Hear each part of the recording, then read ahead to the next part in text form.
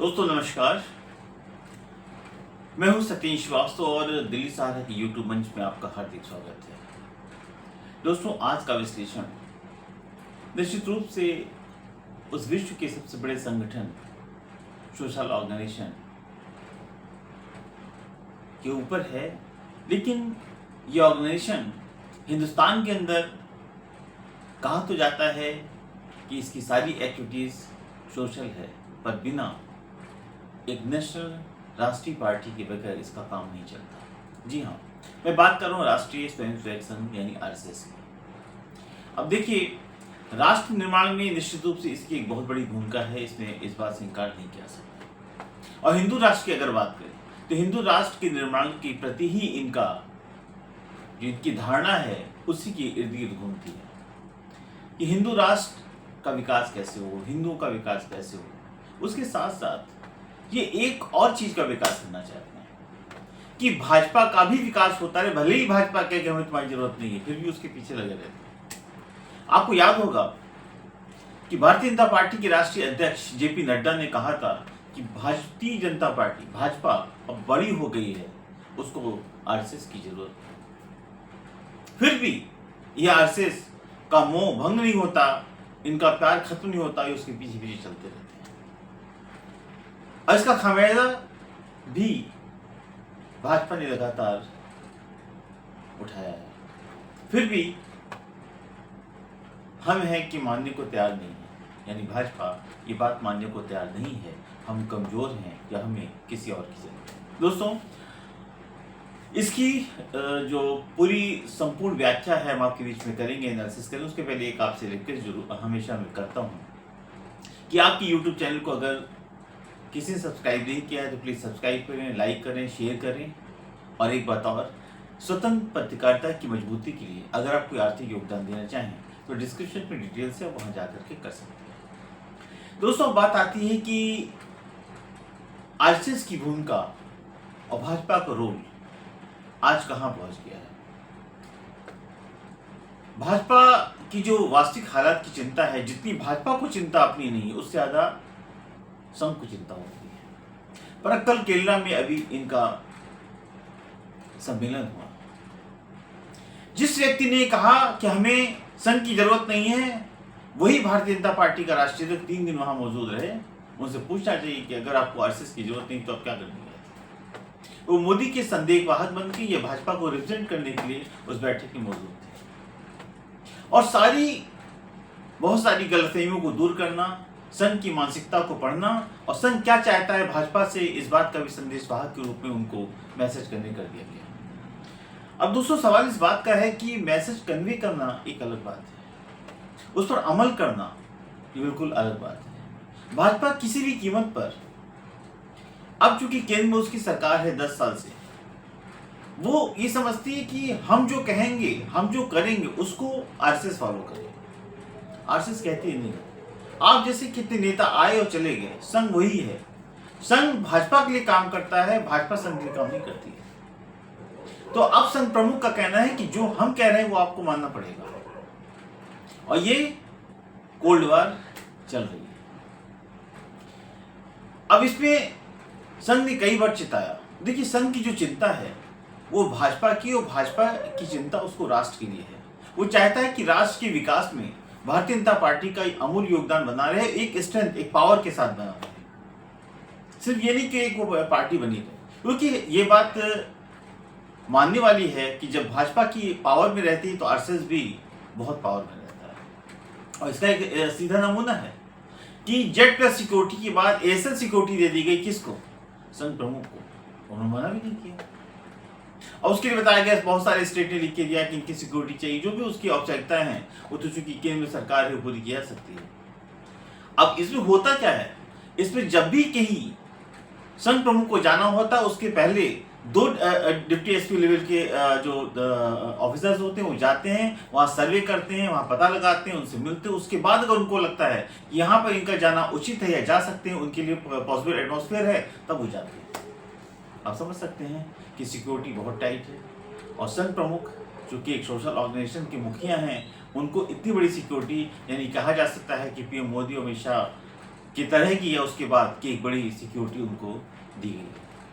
ये भाजपा का प्रेम भी हो सकता है और संघ की नजदीकी हो सकती है। अब सवाल इस बात का है कि जहां पे सिक्योरिटी कट करती जाएगी भाजपा, वहां संघ प्रमुख की सिक्योरिटी को बढ़ाया गया।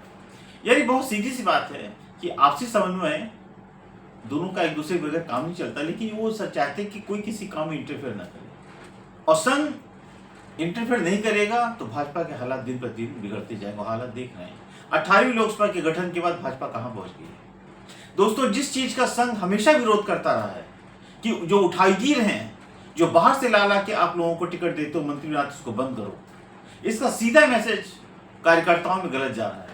सबसे बड़ी बात क्या है कि अगर कोई कांग्रेस का, अब समझने की बात है, अगर कोई कांग्रेस का एमपी भाजपा ज्वाइन करता है तो आरएसएस का जो स्वयंसेवक है, जो कट्टर स्वयंसेवक है, वो उस कांग्रेस के तथाकथित एमपी का सपोर्ट कैसे करेगा। और ये जो फासला है, ये भाजपा नहीं समझ पा रही है। बार बार संघ प्रमुख चेता रहे हैं कि इस चीज को बंद करिए, इससे आपका भी कार्यकर्ता भाग रहा है। अब छोटा सा उदाहरण देखिए, 67 सीट डिक्लेयर की गई है हरियाणा में। आपको जान के ताज्जुब होगा, संघ प्रमुख के बार बार कहने के बावजूद उसमें 40 ऐसे लोगों को टिकट दिया गया है जो दूसरी पार्टी से आए। ये लेटेस्ट उदाहरण है, 40, 67। अब आप सोच सकते हैं कि उस 40 विधानसभा क्षेत्र के सारे एमएलए, सारे संगठन, शहर की, जिला की जितनी भी कमेटियां हैं, उनमें कोई एक नेता नहीं था इसको भाजपा टिकट दे सके। ये अंडर प्रेशर पॉलिटिक्स हो गई है। भाजपा डरी और भयभीत है, हम चुनाव हारने जा रहे हैं, तो बाहर को बुला के टिकट दिया जाता है। हालात वैसे भी पतली है। हरियाणा में भाजपा की चुनाव हारने की पूरी चांसेस है, जो सर्वे बता रही है, मैं नहीं कह रहा हूँ। तो सवाल इस बात का है कि आप अपनों पे विश्वास पहले खो रहे हो और बाहरी लोगों पे विश्वास कर रहे हो। जिन लोगों पर आपके विश्वास को आपको धोखा दे रहे हैं, नवीन जिंदल को लास्ट मोमेंट पे बुला करके आपने टिकट पकड़ा दिया, चुनाव जीत गया, अब उसकी मां ने धोखा दे दिया, कहा नहीं टिकट नहीं, मैं इंडिपेंडेंट लड़ूंगी। तो सवाल इस बात का है कि आप जब अपनों पे भरोसा नहीं करोगे तो बाहरी आपको धोखा देंगे, क्योंकि उनको धोखा देने की आदत है। गिव एंड टेक, उनको चाहिए हमेशा कुछ, लाल बत्ती, बड़े बड़े पद चाहिए। तो आपका जो कार्यकर्ता हजारों साल, सैकड़ों समय से आपके पीछे घूम रहा है, जो पार्टी का बैनर और कुर्सियां उठा के चलता है, उसको न्याय कब मिलेगा। और जब उसको आप जस्टिस नहीं दे रहे हो तो इसीलिए भाजपा खत्म हो जाएगी। अभी गृह मंत्री जी गए थे शायद सोनीपत की रैली से, इसमें मुख्यमंत्री को भी आना था। मात्र 500 कुर्सियां थी जिस पर लोग बैठे हुए थे, सारी कुर्सियां खाली थी। तो जब कार्यकर्ताओं को भाजपा कुछ देगी ही नहीं तो कार्यकर्ता क्या करने जाएगा। इस हालात को भाजपा भांप नहीं पा रही है, जबकि संघ प्रमुख लगातार इस बात को चिता रहे हैं कि भारतीय जनता पार्टी के कार्यकर्ताओं का अनादर भाजपा को भारी पड़ेगा। अब सवाल इस बात का है, देखिए आरएसएस का जो किसान मोर्चा है, मजदूर संघ है, ये सारे लोग कहीं ना कहीं स्वदेशी जागरण मंच है, ये किसी भी कीमत पर भाजपा के लिए काम करना नहीं चाहते, और बगैर इनके संघ कैसे काम करेगा। क्योंकि इनका कहना है कि हमारे और भाजपा की जो संगठन के जो कार्यकर्ता हैं उनमें एक लंबा गैप है, वो हमें मजदूर समझते हैं, वो हमें हाँकना चाहते हैं। हम कैसे भाजपा के साथ काम करें। सॉरी। अब सवाल इस बात का, जहां पे इतनी दूरियां बढ़ जाएंगी उस दूरियों को पाटने वाला भी कोई चाहिए। संघ लगातार कोशिश कर रहा है, लेकिन भाजपा बात मानने को तैयार नहीं है। उसको लगता है हम तो केंद्र की सरकार में बैठे हैं, राज्यों की सरकारों में बैठे हैं, हम क्या जरूरत है आरएसएस की। और जब उसका मुखिया ही ये बात कह दे कि भाजपा जो बड़ी पार्टी हो गई है उसको जरूरत नहीं है संघ की, तो निश्चित रूप से कार्यकर्ताओं पर इसका असर गलत जाता है। जहां तक चेताने की बात है दोस्तों, तो संघ प्रमुख समय समय पर मौका नहीं छोड़ते, चाहे दशहरा की रैली हो, हमेशा कोई ना कोई इंडिकेशन देते रहते हैं। अब देश के प्रधानमंत्री ने बायोलॉजिकल गॉड की बात की थी कि हमारा भगवान श्री गणेश था, इस पर राहुल गांधी ने भी पार्लियामेंट के अंदर काफी खींचातानी की थी। अब मैं आपको बताता हूं कि संघ प्रमुख ने फिर कुछ ऐसा कहा है जिसको भाजपा को सोचने के लिए मजबूर होना पड़ रहा है। अब ये मोदी जी पे तंज है, सलाह है या कुछ और है, ये तो समझने की बात है। लेकिन संघ प्रमुख को जो कहना था उन्होंने कह दिया। संघ प्रमुख ने कहा कि हम भगवान बनेंगे या नहीं ये लोग तय करेंगे। उन्होंने पुणे की रैली में कहा है, हम भगवान बने कि नहीं बनेंगे ये तो लोग तय करेंगे, हम कौन होते हैं कहने वाले कि हम ईश्वर हैं, इसलिए हमें ईश्वर बनने की भूल नहीं समझनी चाहिए। हम ये भूल ना करें कि हम जनता के सामने समझे कि हम ईश्वर हैं। ये भूल करना हमें काफी महंगा पड़ सकता है। राष्ट्रीय स्वयंसेवक आरएसएस प्रमुख मोहन भागवत ने कार्यकर्ताओं को सलाह दी कि वे यह ना समझे कि भगवान बन गए हैं। उन्होंने पुणे में भाषण देते हुए कहा कि विचार की गहराई काम की ऊंचाई को बढ़ाती है। हम भगवान बनेंगे कि नहीं बनेंगे ये जनता डिसाइड करेगी। Just like godfather. ये कहना कि हमारा ईश्वर से सीधा रिश्ता है, समय समय पे बहुत सी गलतफहमियां हैं, उस पर उस पर संघ हमेशा चिताता रहता है कि अब जाग जाओ, अब जाग जाओ, अब जाग जाओ। और आप नहीं जागोगे तो एक स्टेट खोगे, 2 स्टेट्स खोगे, तीसरा खोगे, चौथा खोगे, खोती जाओगे। क्योंकि संघ की इच्छा है कि भाजपा मजबूत रहे और भाजपा ओवर कॉन्फिडेंस पे है कि हमें क्या जरूरत है, हमारे पास तो पावर है, ताकत है, और ऐसे ही ताकत धीरे धीरे मिटती जा रही है। उन्होंने आगे कहा कि जो लोग सोचते हैं, ध्यान से समझिएगा, जो लोग सोचते हैं कि हमें सुलगने के बजाय बिजली की तरह चमकना चाहिए, लेकिन बिजली गिरने के बाद पहले से भी ज्यादा अंधेरा हो जाता है, इसलिए कार्यकर्ताओं को बिजली नहीं बल्कि दिए की तरह जलना चाहिए। जब जरूरी हो तो चमके, लेकिन ध्यान रहे कि जब यह चमकेगा तो उनके सिर पर नहीं चढ़ेगा। कितनी महीन बात वो कह रहे।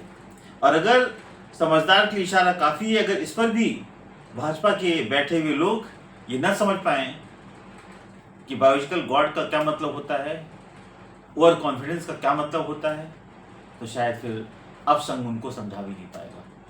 जिसकी की दर्द, जिसका पेन वो ले घूम रहा है। मोहन भागवत ने सलाह दी कि विचार की गहराई और काम की ऊंचाई को बढ़ाती है। आरएसएस प्रमुख ने पूर्व सीमा विकास प्रतिष्ठान के कार्यक्रम में मणिपुर में हुई हिंसा पर देखी, बहुत बड़ी बात है। जिस चीज पर भाजपा अडिग है और बार बार कह रही है कि मणिपुर कंट्रोल हो रहा, मणिपुर, उन्होंने साफ कहा कि मणिपुर में जैसे लगता कोई सरकार नहीं, वहां सुरक्षा नाम की कोई चीज नहीं है और हालत अत्यंत गंभीर है। यानी सीधे जो केंद्र सरकार, जो मोदी सरकार बार बार कह रही है कि स्थिति कंट्रोल में है, कंट्रोल हो, औकाश और रिज्जू जैसा व्यक्ति जो बार बार ये कहता आया है, आप सोचिए, संघ प्रमुख ने साफ साफ कहा है कि मणिपुर की स्थिति अत्यंत गंभीर है और वहां सुरक्षा नाम की कोई चीज नहीं है। ऐसे में आप समझ सकते हैं कि आरएसएस प्रमुख का तीखा हमला केंद्र सरकार को इशारों में है। जब जागो तब सवेरा। वो चाहते हैं शायद तुम आज जाग जाओ और जगाने की कोशिश भरपूर कर रहे हैं। लेकिन दोस्तों एक बात तय है, आरएसएस कोशिश जरूर कर रहा है, लेकिन देर तो हो चुकी है। अभी 4 राज्य आपके हाथ में आएंगे कि नहीं आएंगे ये वक्त बताएगा। लेकिन अगर ये चलेंगे तो आगे भी कितने जाएंगे इसकी भी कोई गिनती नहीं है। इसलिए संघ प्रमुख की बात को भाजपा को कहीं ना कहीं कंसीडर करना चाहिए। देखिए, जिस चीज को भाजपा भाग रही थी, जिस चीज से, और पूरे प्रेशर था हिंदुस्तान के अंदर, राहुल गांधी ने जिस चीज को लेकर पूरे हिंदुस्तान के अंदर एक माहौल तैयार कर दिया है, और यही हालत है कि 9 स्टेट के अंदर उन्होंने मोदी को पीछे छोड़ दिया है प्रधानमंत्री की दौड़ में। आप समझ सकते हैं, उस व्यक्ति ने जाति जनगणना, आरक्षण जैसे मुद्दों को लेकर के बहुत आगे निकल चुके हैं। इसीलिए समय रहते आरएसएस ने वहां भी इंडिकेशन दिया। हाल में राष्ट्रीय स्वयंसेवक आरएसएस ने ये जो विपरक्कल में इनकी बैठक हुई थी 3 दिवसीय केरला में, वहां पे इन्होंने जाति जनगणना के मुद्दे पर अपनी राय व्यक्त की। भाजपा इससे भाग रही थी और उन्होंने सीधे कहा, नहीं, भागने से काम नहीं चलेगा, आपको जो भी चीज फेस है उसका सामना करना पड़ेगा, उस पर अपनी राय व्यक्त करनी पड़ेगी। आप सोचिए, कांग्रेस या किसी और पार्टी के पास तो ऐसा कोई संगठन नहीं है, लेकिन जिसके पास है उसकी इज्जत नहीं है। अब भाजपा को इसको भाव ही नहीं देना चाहती, फिर भी आरएसएस लगातार उसके पीछे घूम रहा है कि अब समझ जाओ, अब समझ जाओ, अब समझ जाओ। हाल में राष्ट्रीय स्वयंसेवक आरएसएस ने जाति जनगणना को लेकर बड़ा बयान दिया। आरएसएस ने इसे एक संवेदनशील मुद्दा, बहुत ही बड़ी चीज कही कि एक संवेदनशील मुद्दा है, बहुत संजीदगी से इस पर अमल करने की जरूरत है। इसको इग्नोर करके आप जो है डू और डाई की तरह यूज नहीं कर सकते। आरएसएस प्रमुख ने कहा कि पंच परिवर्तन के तहत इस पर चर्चा की गई और संगठन ने निर्णय लिया कि मास लेवल पर समरसता को बढ़ावा देने के कार्य किया जाए। उन्होंने कहा देखिए प्रगति में अगर ये बाधक है तो निश्चित रूप से इसको किया जाना चाहिए। यानी कहीं ना कहीं उन्होंने इशारा किया कि इसको ना बोलने से काम नहीं चलेगा। माननीय मोदी जी, जाति जनगणना का मुद्दा जो ऑलरेडी अपोजिशन अपने हाथ में लेकर के बहुत आगे बढ़ चुका है, अगर आप पीछे भागते रहोगे, मना करते रहोगे तो ये आपके लिए गले की हड्डी बन जाएगा, जो आप ना निकल पाओगे ना उगल पाओगे। लेकिन बन चुका है। ऐसे में लगातार आप गाइड करते हुए आरएसएस ने समय समय पर आपको गाइड किया, लेकिन भाजपा ने कभी नहीं माना। जब अजीत पवार को लेके महाराष्ट्र में महायुति में एंट्री हुई थी, तब भी अपने तमाम लेखों में आरएसएस ने कहा था ये गलत है। चक्की पीसिंग वाला स्टेटमेंट प्रधानमंत्री का जिस व्यक्ति के लिए रहा हो उसको पार्टी में ला करके आपने खड़ा करके क्या मुंह दिखाओगे बाहर जाकर के? क्या आपकी संवेदना है? क्या आप बात करोगे कि जिसको हम कहते हैं कि धोखेबाज है, करप्ट है, वही व्यक्ति जब आपकी पार्टी में आ जाता है जो बिल्कुल साफ सुथरा हो जाता है? How can it possible? दोस्तों, भाजपा को शुक्रगुजार होना चाहिए कि उसको एक ऐसा संगठन मिला है जो उसकी तरक्की चाहता है, जो उसको एक स्ट्रांग पार्टी चाहता है, मजबूत पार्टी चाहता है। फिर भी अगर आरएसएस को समझने में भाजपा देरी कर रही है तो निश्चित रूप से मान लीजिए कि फिर भाजपा को कोई समझा नहीं सकता, भाजपा की वापसी कोई नहीं करा सकता। अगर आरएसएस के इतने करने के बावजूद भी भाजपा को ये समझ में नहीं आ रहा है। दोस्तों, ये आपको ये एनालिसिस कैसा लगा कमेंट बॉक्स में जरूर कमेंट्स करें, लाइक करें, सब्सक्राइब करें, शेयर करें। और एक बात वही, अगर आप स्वतंत्र पत्रकारिता की मजबूती के लिए कोई आर्थिक योगदान देना चाहते हैं तो डिस्क्रिप्शन में डिटेल्स आप जाके कर सकते हैं। दोस्तों, मैं हूं सत्येंद्र श्रीवास्तव। कल फिर एक नए एनालिसिस के साथ आपके बीच में आऊँगा। नमस्कार।